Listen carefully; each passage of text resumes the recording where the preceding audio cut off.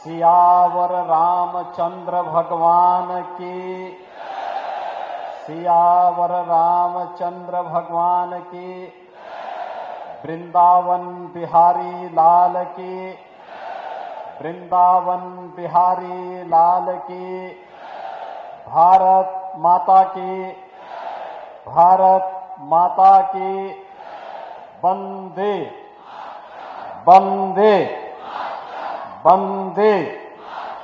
नमः पार्वती पतिये हर हर।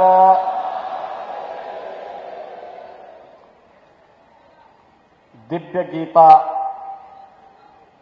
प्रेरणा महोत्सव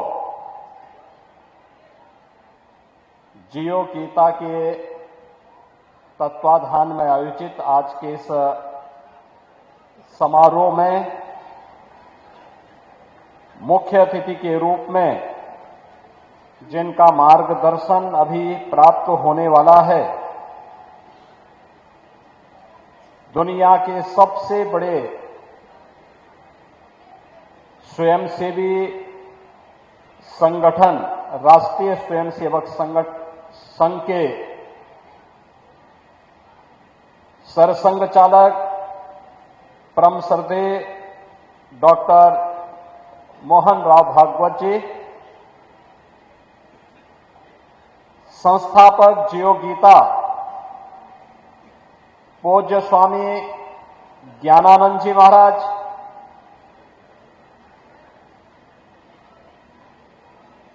अखिल भारतीय आचार्य महासभा के महासचिव पूज्य स्वामी परमात्मानंद जी महाराज, जगतगुरु रामानुजाचार्य पूज्य स्वामी श्रीधराचार्य जी महाराज, जगतगुरु पूज्य स्वामी संतोषाचार्य सतवा बाबा जी, मंच पर उपस्थित पूज्य संतजन स्वामी धर्मेंद्र दास जी महाराज, स्वामी रामचंद्र दास जी महाराज, स्वामी शशिकांत दास जी महाराज, माननीय श्री रामलाल जी, राज्यसभा के माननीय सदस्य और उत्तर प्रदेश के पूर्व deputy CM doctor Dinesh Sharma ji, पूज्य संतजन और भारी संख्या में दिव्य गीता प्रेरणा महोत्सव के इस कार्यक्रम में उपस्थित सभी भगवत प्रेमी उत्साही बहन और भाइयों, मैं सबसे पहले भगवान श्री कृष्ण की पावन जन्मभूमि और लीला भूमि के प्रदेश उत्तर प्रदेश में दिव्य गीता प्रेरणा महोत्सव के इस आयोजन के लिए आयोजकों को हृदय से धन्यवाद देते हुए परम श्रद्धेय सरसंघ चालक जी का इस महोत्सव में हृदय से स्वागत करता हूं, उनका अभिनंदन करता हूं।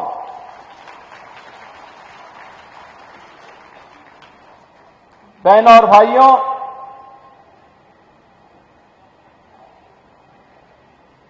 दिव्य गीता प्रेरणा महोत्सव की जब हम बात करते हैं तो श्रीमद् भगवत गीता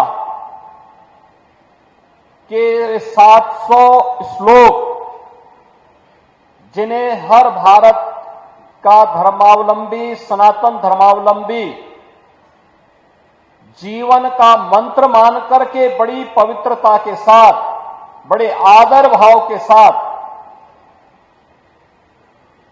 उन्हें आत्मसात करने का प्रयास करता है, वह हम सबके सामने 18 अध्यायों की 700 श्लोकों की श्रीमद् भगवत गीता हर सनातन धर्मावलंबी के सामने आती भी और एक नई प्रेरणा देती भी दिखाई देती है।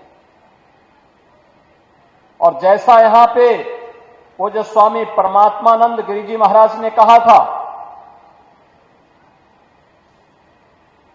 कि धर्म से ही शुरू होता है, अंत में भी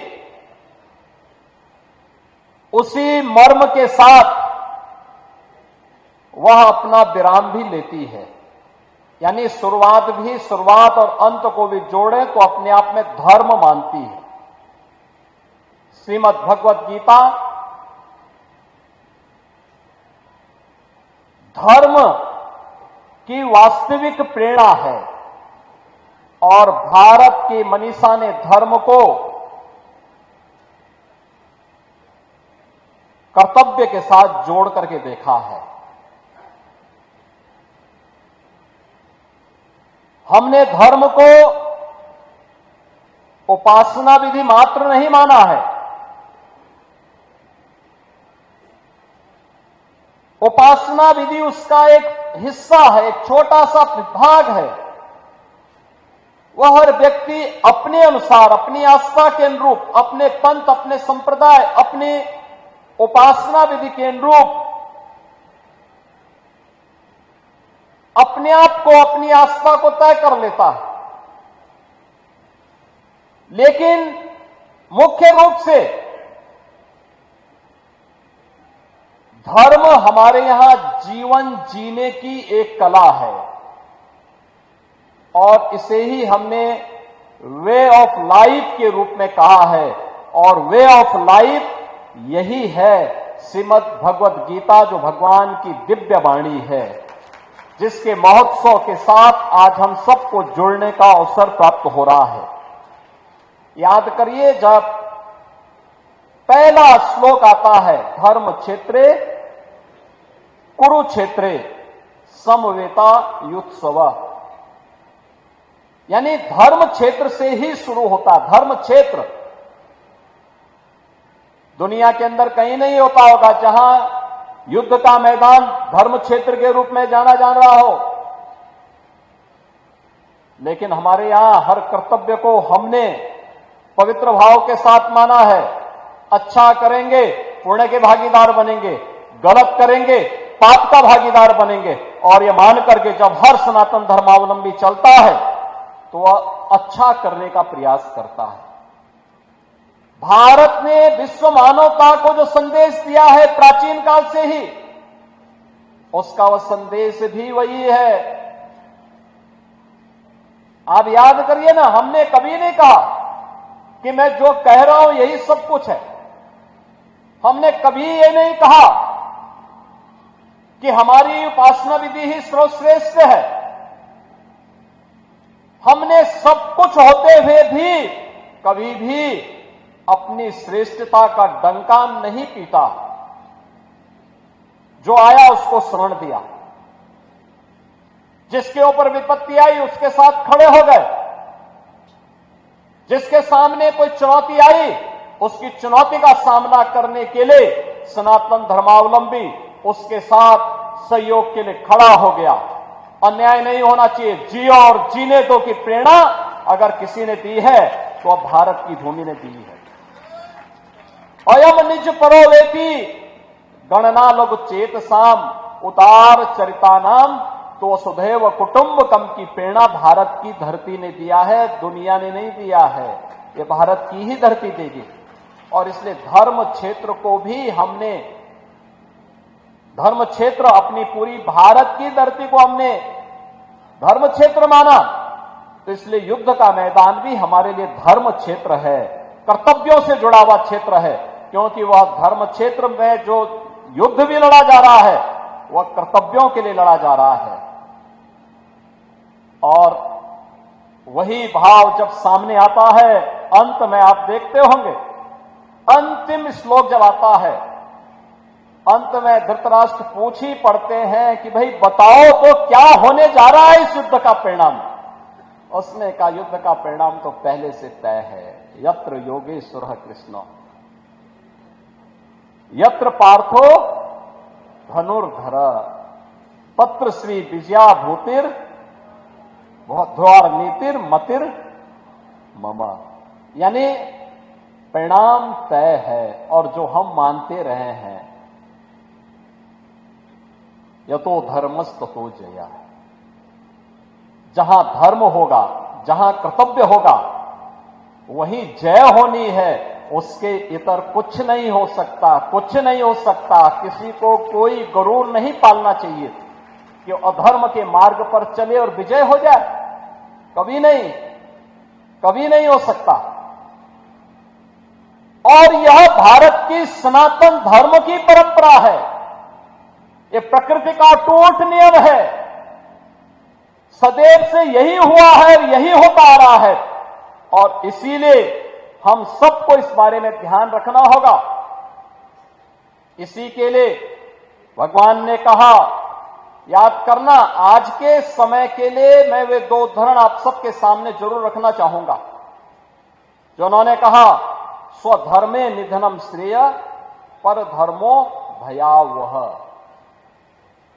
यानी अपने धर्म पर चल करके, अपने कर्तव्य पर चल करके मृत्यु को वर्ण करना यह श्रेयस्कर है, लेकिन अपने स्वार्थ के लिए अपने कर्तव्य से च्युत होना, यह तो महान पतन का कारण बन जाएगा। और ये कभी भी धोखे में मत करना, कभी मत करना। और इसके लिए उन्होंने क्या कहा, इसके लिए कर्मण्ये वाधिकारस्ते मा फलेषु कदाचन, यानी कर्म की प्रेरणा। कर्म कौन? जिस कर्म में फल की इच्छा न हो, फल की इच्छा न हो। हमारी कमी क्या होती है, हम फल देखना चाहते हैं, बीज लगा नहीं कि फल की इच्छा करने लग गए। बीज सही लगा दोगे तो पेड़ फलेगा, अपने आप ही आपको फल भी दे देगा। इसलिए फल की चिंता मत करो, कर्म की प्रेरणा के साथ निष्काम कर्म योग की जो प्रेरणा भगवान श्री कृष्ण ने हम सबको दी है, कर्मण्ये वाधिकारस्ते मा फलेषु कदाचन। अब याद करिए, आज के हमारे समारोह के मुख्य अतिथि उस निष्काम कर्म के प्रेरणा स्रोत हैं। राष्ट्रीय स्वयंसेवक संघ अपने शताब्दी महोत्सव के कार्यक्रम के साथ जुड़ रहा है। दुनिया के लिए कौतूहल और आश्चर्य का विषय है। दुनिया के लोग आते हैं, दुनिया के एम्बेसडर आते हैं, हाई कमिश्नर्स आते हैं। वे हम लोगों से पूछते हैं कि क्या राष्ट्रीय स्वयंसेवक संघ से आप लोगों का जुड़ाव है? हम लोग कहते हैं हाँ, हम लोगों ने राष्ट्रीय स्वयंसेवक संघ में एक स्वयंसेवक के रूप में काम किया है। का इतना बड़ा संगठन कैसे हो गया, इसकी फंडिंग का पैटर्न क्या है? हमने कहा फंडिंग पैटर्न नहीं है, ये कोई ओपेक के देश यहां पैसा नहीं देते, यहां कोई इंटरनेशनल चर्च पैसा नहीं देता, यहां समाज के सहयोग से संगठन खड़ा हो रहा है और समाज के संगठन के लिए, समाज के लिए ही अपने आप को समर्पित भाव के साथ कार्य करता है और हर एक क्षेत्र में काम कर रहा है। कोई भी पीड़ित आएगा,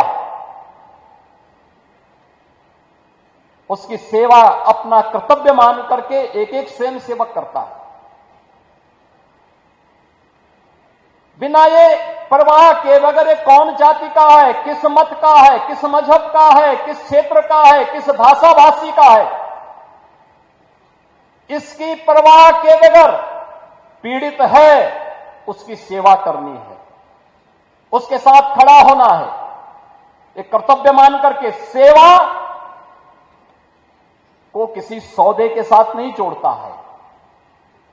याद करना, राष्ट्रीय स्वयंसेवक संघ की यही शिक्षा है कि राष्ट्र प्रथम भाव के साथ राष्ट्र के अंदर हर उस पीड़ित की मदद करना जो भारत को परम वैभव तक ले जाने में सहायक हो सकता हो, सबके साथ खड़ा हो जाना। और यही राष्ट्रीय स्वयंसेवक संघ की प्रेरणा है, जिसने सेवा के साथ पिछले 100 वर्षों में कोई सौदेबाजी नहीं की, लेकिन कुछ लोगों ने दुनिया में भी और भारत में भी सेवा को सौदे का माध्यम बनाया है। वे लोभ से, लालच से, दबाव से भारत की डेमोक्रेसी को बदलने के लिए हर प्रकार के छल और छद्म का सहारा लेकर के अपना ताना भी और अपना बाना भी बदल करके भारत की आत्मा पर प्रहार करने का प्रयास कर रहे हैं। और हमें इस बात को ध्यान में रखना होगा। इन स्थितियों में गीता, श्रीमद् भगवत गीता, भगवान की वाणी हम सब के लिए एक नई प्रेरणा बन सकती है। और मैं तो इस बारे में हृदय से अभिनंदन करूंगा पूज्य स्वामी ज्ञानानंद जी महाराज का, जिन्होंने जियो गीता को जीवन के प्रत्येक क्षेत्र में इसे बहुत छोटे छोटे उद्धरण के माध्यम से प्रस्तुत करने का प्रयास किया। यह उद्धरण हर एक क्षेत्र में, जीवन के अलग अलग क्षेत्र में, एक श्रमिक के लिए गीता का उपदेश क्या है, एक किसान के लिए गीता का उपदेश क्या है, उसकी प्रेरणा क्या है, एक महिला के लिए गीता की प्रेरणा क्या है, एक छात्र के लिए गीता की प्रेरणा क्या है, एक नौजवान के लिए गीता की प्रेरणा क्या है, एक नौकरी पेशा व्यक्ति के लिए गीता की प्रेरणा क्या है, एक चिकित्सक के लिए, एक अधिवक्ता के लिए, एक व्यापारी के लिए, एक योद्धा के लिए, एक सैनिक के लिए गीता की प्रेरणा क्या है। और इसे उन्होंने जियो गीता के माध्यम से प्रस्तुत किया है। उनकी छोटी छोटी पुस्तकें अत्यंत प्रेरणादायी होती हैं। और मैं कहता हूं, श्रीमद् भगवत गीता ये केवल जेल के कैदियों के लिए नहीं, बल्कि 140 करोड़ भारतवासियों के लिए यह एक दिव्य मंत्र है। जीवन में सफलता का मार्ग प्रशस्त करने वाले और जीवन जीने की एक कला का मार्ग है। और इसे हर व्यक्ति को अपने जीवन का हिस्सा बनाना चाहिए। इस विश्वास के साथ मैं आज के इस अवसर पर परम श्रद्धेय सरसंघ चालक जी का इस गीता प्रेरणा महोत्सव में हृदय से अभिनंदन करता हूं, उनका स्वागत करता हूं। उनका मार्गदर्शन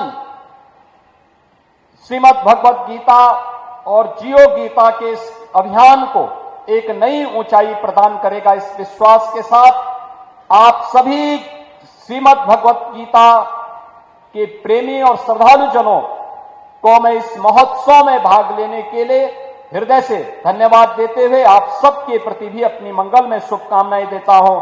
धन्यवाद। जय हिंद।